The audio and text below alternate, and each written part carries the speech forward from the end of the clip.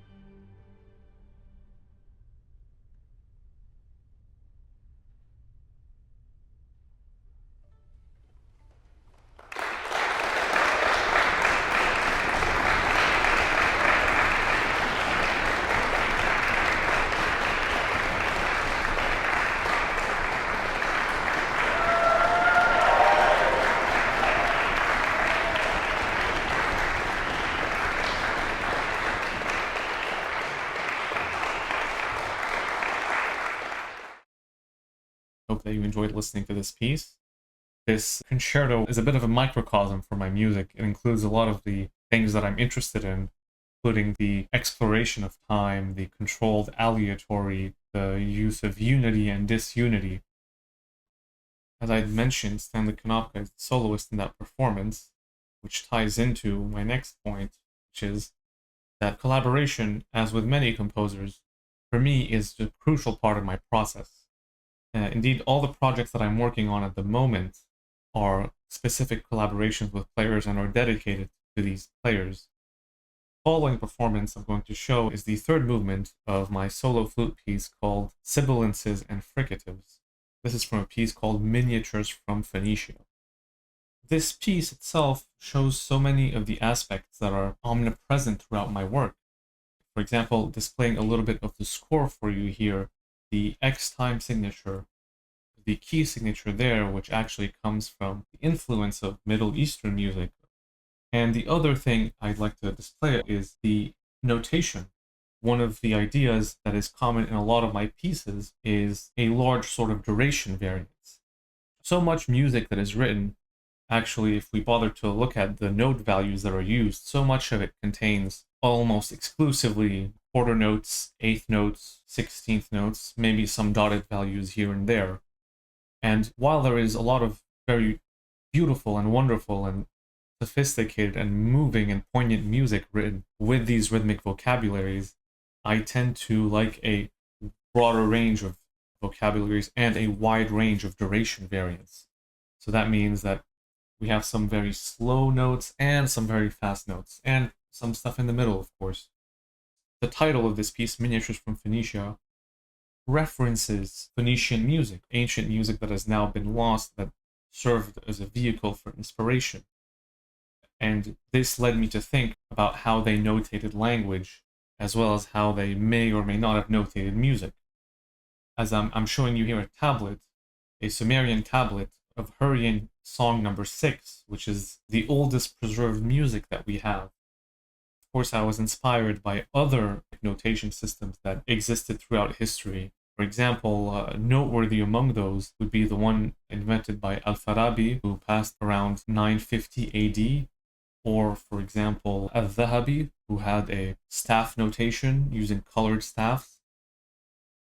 So, as I had looked at these notations, I was curious about how to enrich my own rhythmic vocabulary and my vocabulary of notation to sort of concentrate the notational forces to be more specific about the musical idea. So that has been a great concern of mine, and of course, again, one that exists in many of my works.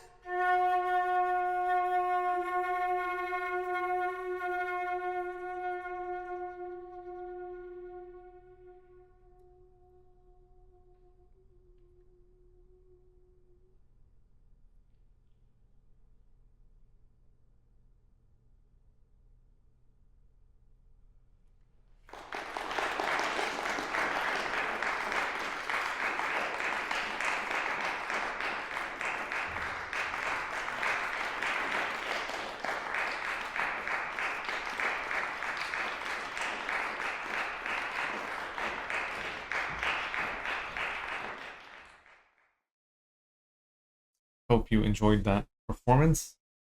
I'd like to talk about one final work before bidding you farewell. The final piece is my harp concerto, which I wrote and dedicated to Juan Riveros. As I say, collaboration really is a central part of my work. I'd say it's the main motivator for my music.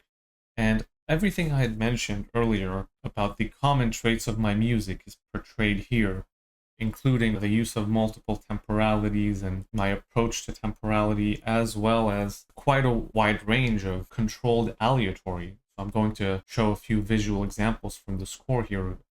This is an important part of my work for various reasons. One is it justifies a live experience. It allows every experience to be truly different. In Western music, the common practice is to notate pieces exactly. While some of my music does have very specifically notated instructions, some of it does not. For example, one of the instructions I had given to the players at various points in the piece is to do a certain gesture and then pause for 7 seconds. What I have noticed is that when this music is played in sections, no one has actually synced up those 7 seconds. I have not seen this in any of the rehearsals or performances. And actually, I find that desirable because it's interesting to see how the music itself has changed their temporal judgment so that they are having such a different sense of time. That's one of the, as I say, one of the great powers and mysteries and beauties of music.